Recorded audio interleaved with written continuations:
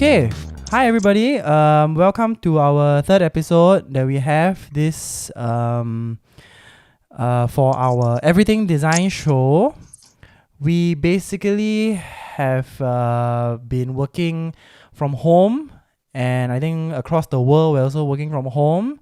And today we have our guest speaker who is coming to us from down under. He's a close friend of mine. I've known him for about maybe almost coming to 10 years. His name is Mun Wong. He's a PhD in design at the same school that I went to with Swinburne University. Recently, he's been winning quite a lot of awards in Swinburne, a lot of teaching awards, teaching and learning awards, which is good. But I think for the past 2 years, he's been very engaged with design thinking and design innovation education at Swinburne. And 2 years ago, I actually invited him over to Singapore to come and teach our communication design students. So if you're listening, some of you may remember him from a workshop that he did with us 2 years ago at our communication design course here in Singapore. So without further ado, let me introduce Man. Hi Man, come and say hi. Hello. Hello. Hey, Hello. hello. Thanks for that gracious intro. Oh no. It's a well-deserved introduction. Everybody who comes here is a very well-deserved person, and people who are close to my heart, or at least people that I'm always very interested to at least hear what they are doing. Yeah. And especially with regards to design. Because for me, I've known Man for about, like I said, almost 10 years, and we've been on this journey of design for a very long time. I've constantly been in conversations with him about how the world is moving, and how design really has been playing a part with that, right? So maybe why not we start off with what are you teaching nowadays? You are teaching design thinking as well as innovation design. So maybe why don't you just tell us what you do, who you're teaching that to, who you maybe you're teaching with, or what's the content, or what are the main things that you typically cover in your course. Yeah. I think let me start off with my background. Oh yeah, that's good. I have been in graphic design, and then it gradually it shifted to a communication design. And communication design takes on a much broader uh, uh, aspect of human-centric, the human centricity of design. Who are we designing for? Why are we designing it for? And what is the motivation that drives people to our design, to our innovation? And in fact, at that point in my career, or in my professional career, the journey, that was the pivotal point where it exposed me to a very broad sense of design making, design creation for users. And that was how I started my journey in human-centered design, or design thinking. Yeah. And from then on, I have invested time to learn about how could we share that passion and the knowledge. And that was how I got into teaching. Yeah. So I mean, And sorry, you're saying yeah. And in the past few years, when I first started to teach service design, service design is design thinking, which is more focused on user experience and the user journey, and service delivery, across a bigger spectrum, a bigger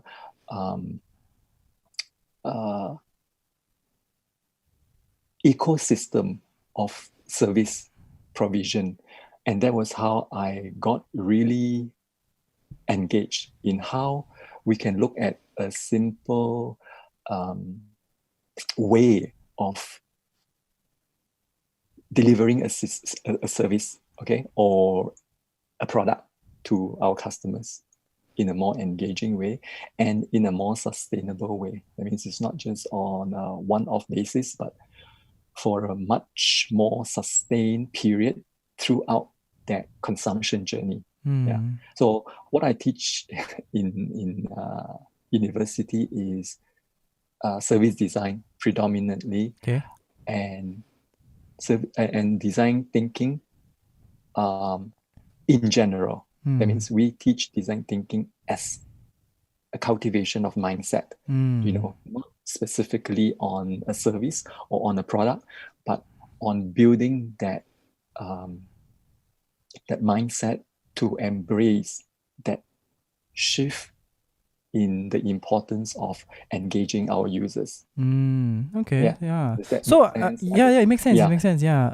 So I mean, you touched upon your teaching of service design, about a bit of the background in service design as well as teaching in design thinking. So I guess a lot of people may have the question, right? Is I've heard about service design. I've heard about design thinking. What would you say is the main difference? Or what and as well as what would you say are some of the similarities, right? Because people can get quite confused between the two. What would you say are the main differences between service design and design thinking? Yeah, I think just to frame it in a simpler way, because there are too many variation, and some are very proprietary. Some people own terminologies, some people own some labels, which is very much associated with this arena. They call it, oh, this is how we want to frame it, but essentially it's still the same, understanding your users. Yeah. So there are some processes, there are some tools that people have gotten very familiar with, but they try to introduce a new term, make it a new buzzword, and that is how it gets promoted in a much higher level. Yeah. But to me, service design takes on a more systemic way. That means you look at it in totality, in a more holistic way, from the journey of the user, right from the beginning, where the idea of getting or gaining access to a website or to a service, right up to the point where they would repeatedly continue sustainably using that specific service. Now that is more focused, very, very service oriented way of innovating something for the users. Yeah. Yeah. Okay. Yeah. But Because thinking in a broader sense is that you bring in the involvement, you bring in the engagement of your users. That to me is like the fundamental tenets that we are cultivating in our students. So if students have come to a point where they've gathered enough confidence, to frame a problem, to look at the brief and say, yes, I am familiar with the tools. I have my toolbox. I'm familiar with the process. I am going to manage this problem. Ill-defined, most of the time problems are very badly defined, very ill-defined, and via design thinking, students can gradually they can build that mindset, to tackle, to handle, and to make research informed, evidence informed decisions on why they want to do it, for who they want to do it, and how can they sustain that solution. I see, I Yeah. see. Yeah.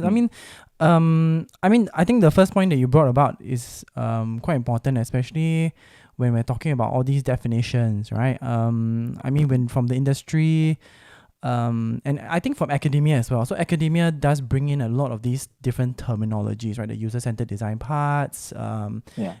design anthropology, design ethnography, and I think over the years we've started to realize that there are quite a few overlaps, right? There's also a few overlaps in terms of the ideologies. When it comes to, again, the key speakers, right? You got your Tim Brown, you got your Don Norman, right? You got these people who have coined out these terms, and IDEO, who have also been using these terminologies for the past 20 years. There's a lot of people, and I think the industry is growing, definitely. So I think that's a very important point to understand, like that a lot of these tools that we're using, they cut across quite a few of these fields, as you call it, right? And we're starting, and it's very easy for a lot of people to get confused, but I think the main point that you brought about is that how are we ultimately solving something that the end user gets to benefit from? How can we improve the experience of that user at the end of the day, right? Then the other thing that you also mentioned about it is also building that confidence, right? Cultivating sort of that mindset, and I think that confidence comes down to a few things, right? I think from with design thinking, and moving some of these things, we start to see that, when I get a brief, when I get a problem statement, what do I do first, right? So I think, based on this, I did want to ask you, most of your teaching, are you teaching designers these things like service design and design thinking, or currently are you teaching more non-designers?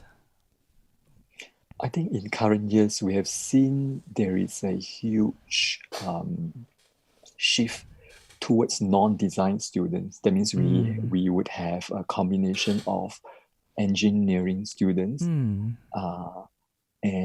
I also had a student from law faculty. Okay. Yeah. That's interesting. So they bring in that multidisciplinary background and experience. That's actually a boost, to how these students can collaborate, because they come with different dominant knowledge. Of course. Just design, not just aesthetics, but how they can share the diversity. For me, I'm teaching mainly communication design students and interior design students. Those are the two design courses that we have currently. But outside of that, I also teach into healthcare, like nursing, occupational therapy. We're just finishing up our occupational therapy module now.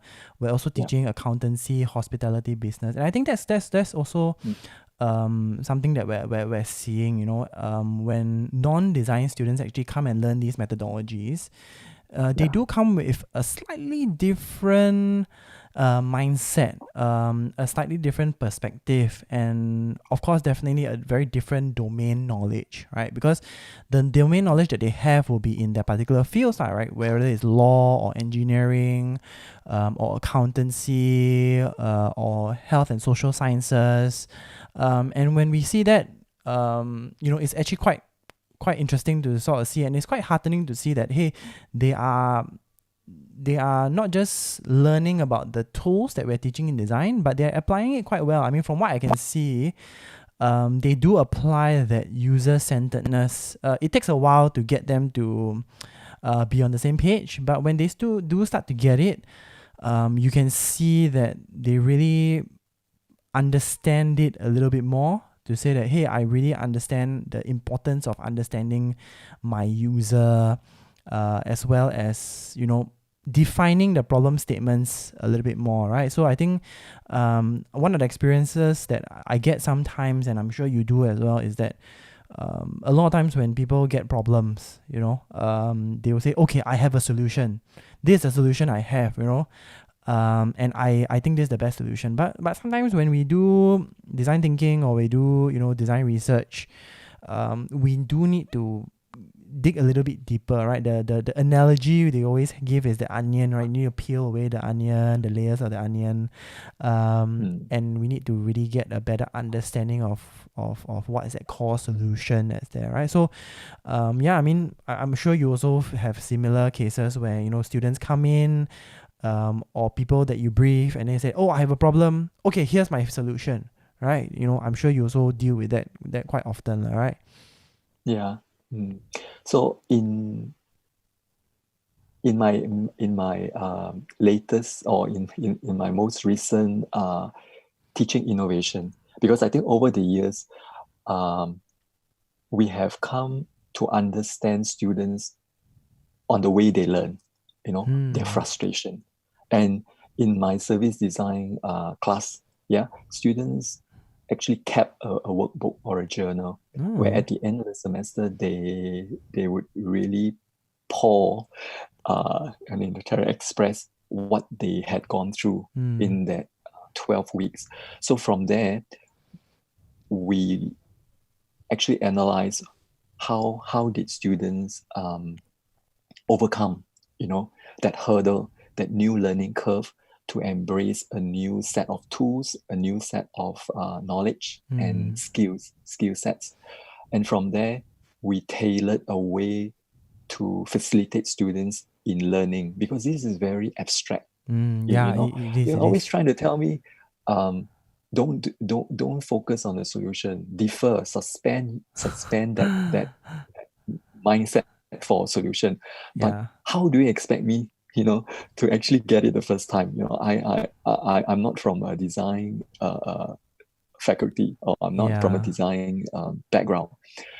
So from there, we came up with this teaching approach, where we guide them, we facilitate them gradually. That means from a tool, from a broad sense of tool set, we call that a tool set.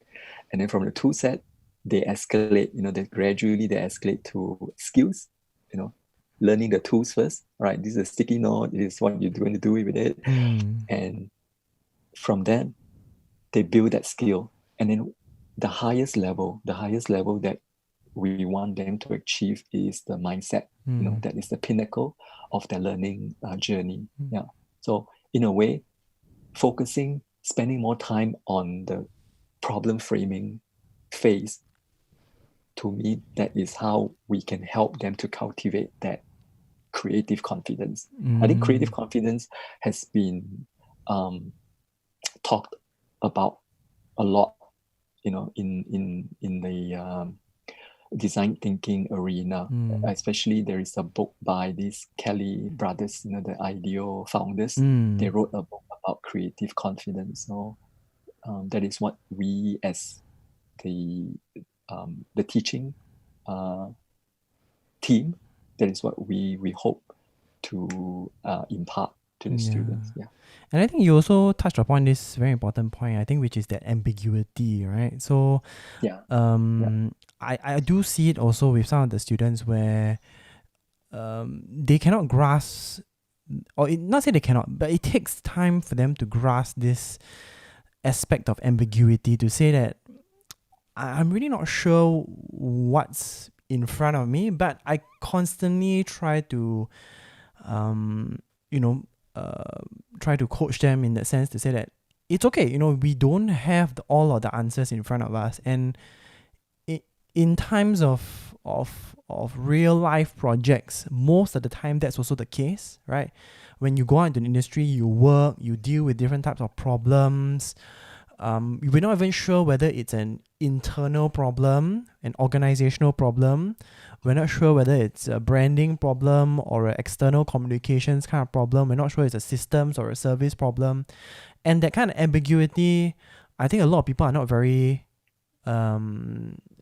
confident of at the start, right? So and it's good. I think it's a good thing to for us to teach at the early stage, to say that when we start moving out into the real world, these are going to be your managerial level skills that you actually will be dealing with, right?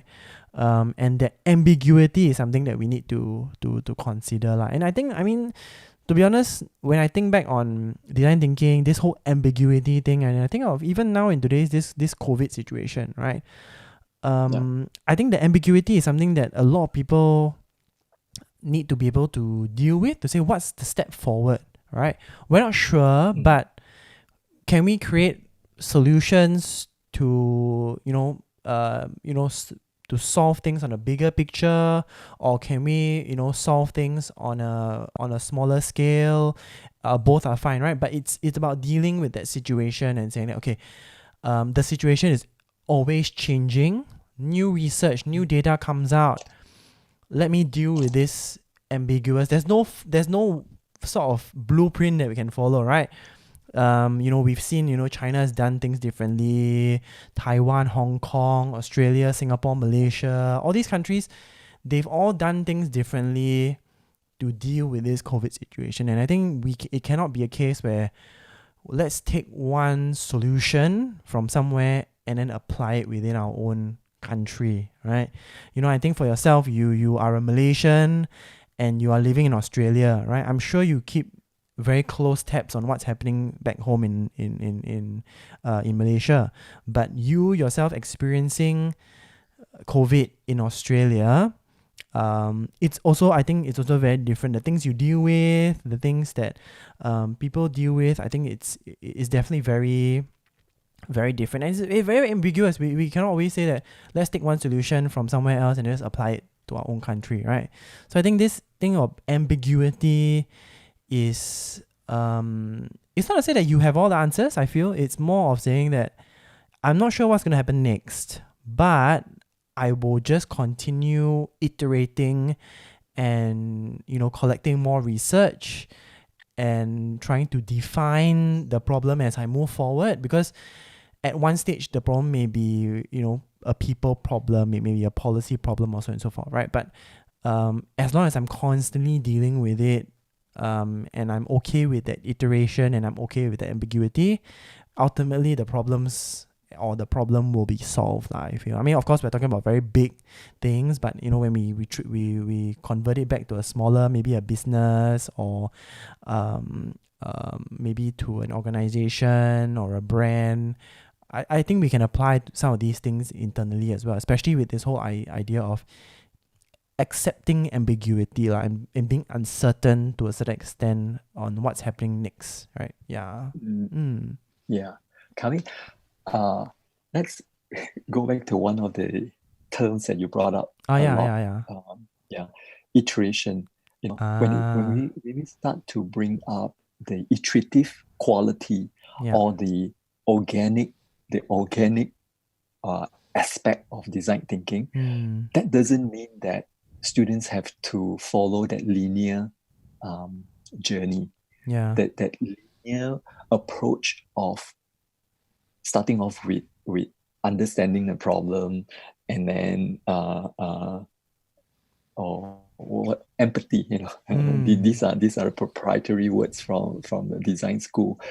That doesn't mean students have to follow that pathway. If the problem comes with tested solution, why can't we begin? Why can't we start to research on what drives people to use a certain solution to combat a pandemic like what we are facing now, and we move backwards on that. There isn't a cookie cutter way of applying the tools, but again, that comes from confidence. You see, so students have to be exposed, have to be given the latitude to explore and experiment with things. So that is why in our innovation, the pedagogy framework, that I introduced in the class, is that we first allow the students to look at the problem, and reframe the problem. So problem reframing is paramount, right? Most often we look at a brief and we say, yeah, I know what they want. I know what the client wants. Yeah. But if you allow yourself to look at the problem, try to peel, like what you're saying, you're using the analogy of the onion, try to peel and then look for latent. Most of the time, there are a lot of latent underlying problems that we cannot see or we cannot sense. Yeah. So it's only through a lot of fact digging, a lot of empathic or a lot of conversation. Yeah. From then, we can broaden our way of looking at a problem. You know, a problem of wasting food, a problem of current problems. That's an example. So I would always want to like to frame it in a way that in order to build that confidence, it's just that three T, you know. First, you do a lot of trial and error, and then you have to trust that journey. And then the second T is the trust. If you do not trust the journey, you're always trying to be perfect. You would always want to anticipate a very ideal or optimal outcome from your tool set, from your process. That would actually be a stumbling block. You know, it would not allow you to go very far. And the highest level or the final T is to thrive. Because you cannot flourish. Ideas cannot flourish if we do not experiment. I mean the experimentation the experimentation thing is very important. I mean it's very hard to not talk about COVID now because COVID is actually all around us but even when I just think that I noticed right, so let's say we talk about our Singapore government, right? When they say we want to put a hold, or we want to bring less people into a particular market, right? So you can see that they try they don't have the perfect solution. There's no perfect solution, right? But they say, okay, let's just try this solution out. Okay, people are not listening. Okay, we need to add another layer. People are not listening. We need to add another layer. So you can also see that from a political, societal level, right? This iterative approach, experimental approach, is something that works. You know, if it doesn't work from day one, okay, never mind, day 2 or day 3, I make the changes if it needs to be made, right? And I make that change rather than me trying to plan out the perfect solution. It may consider all these different things, and it may take 3 or 4 months to launch, right? But you know, it sometimes having to, you know, when it comes to solving problems, we sometimes have to come from a iterative approach lah. And I think if we're considering businesses don't really have the time to, you know, especially small businesses, like even big businesses as well, you know, big organizations, you know, but a lot of businesses don't have that time to sit down and say, okay, let me do months and months of R&D, let me do 2 or 3 months of ethnographic research, let me do months of qualitative or quantitative or qualitative research. A lot of businesses don't have time because they need to be able to figure out, okay, how can I solve my problem as quickly as possible, right? So they will try something.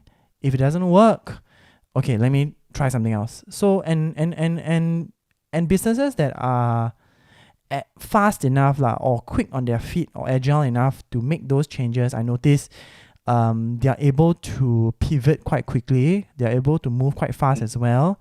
And you know, whereas where businesses are a bit cautious, like, oh, I don't really want to change this, I don't really want to change that, let me do more research, let me do more of this, you know, then we make some of these changes, right?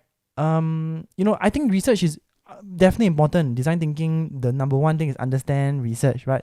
But I think we've started to see that you know, I promote for research, but I don't want to promote for over researching, and that over researching can be a sign of that lack of creative confidence, that lack of being able to embrace ambiguity, that lack of being able to um, be experimental and iterative, right? So I think being quick on their feet, being confident, as we keep this conversation going, right?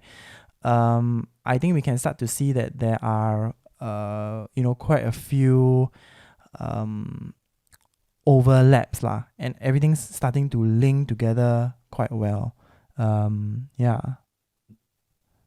I think you earlier on you mentioned about how businesses have to be agile in a sense that you just have to embrace, you just have to ride on the waves on what's actually happening and what needs to be done, what necessitate that big shift, in a way to frame a problem and to explore and to experiment with solutions. So ultimately, it is again going out to the field, get responses, talk to people, gather life stories, their experience, their knowledge, and from there, allow the data to guide us, to lead us with whichever approach that you would want to explore towards a solution. And that is again the principle of human-centered design. It's all evidence out there. We based it on that set of evidence, and these life stories, they will guide us towards a solution. So earlier on, again, also we mentioned about how we try to defer the solution while we are framing a problem. So this is what it will entail further on once you have collected a rich set of user data as the bedrock of your solution. Yeah, so from that we can really start to see how as designers lah, we need to really start thinking about how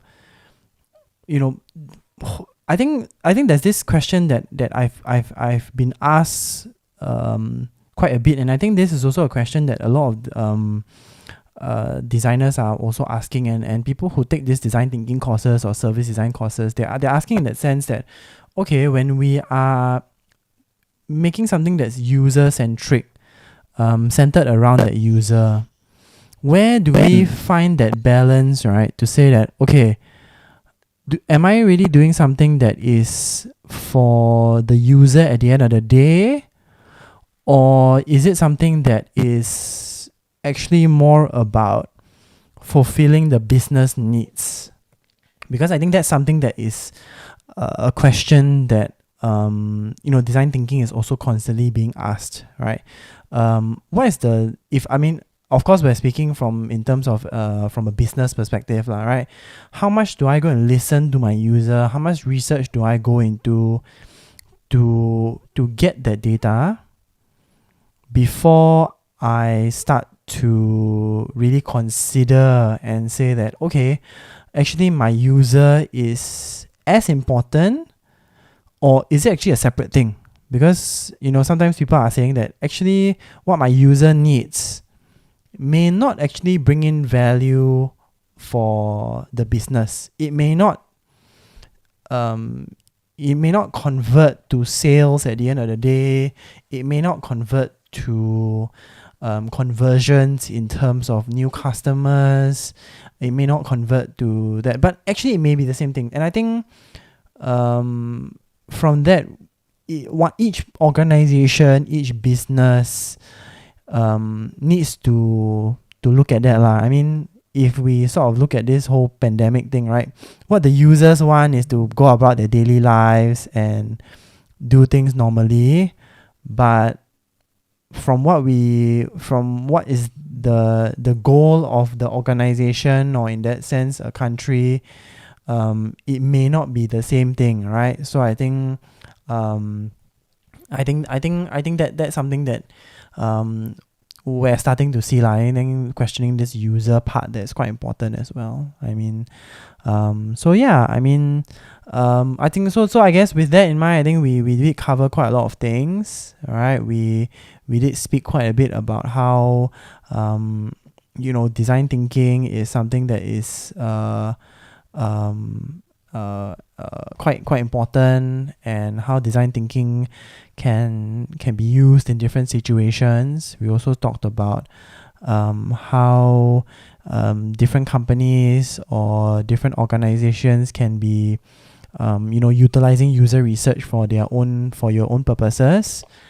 Is there anything that you want to end off with, Man? Anything that you want to sort of say to close off this session? Because I think we did cover quite a bit. Anything else that you want to sort of end off? When we spoke about teaching designers or non-designers. We also talked about this whole idea of embracing ambiguity. But do you think there's anything else that you want to sort of end off with? Okay, I think the key takeaway message, I think, for us at this point, especially in the domain of teaching and practice, is that we have to gradually allow ourselves to cultivate that confidence and the familiarity with the tools and the maturity, yes, to dispense whichever method that we would consider the most applicable, yes, at this point, within the parameters of our brief. Okay. So I guess we'll close off from there. Thank you very much, Man, for joining us for this session for Everything Designs. And we will see you in the next show. Thank you. Bye.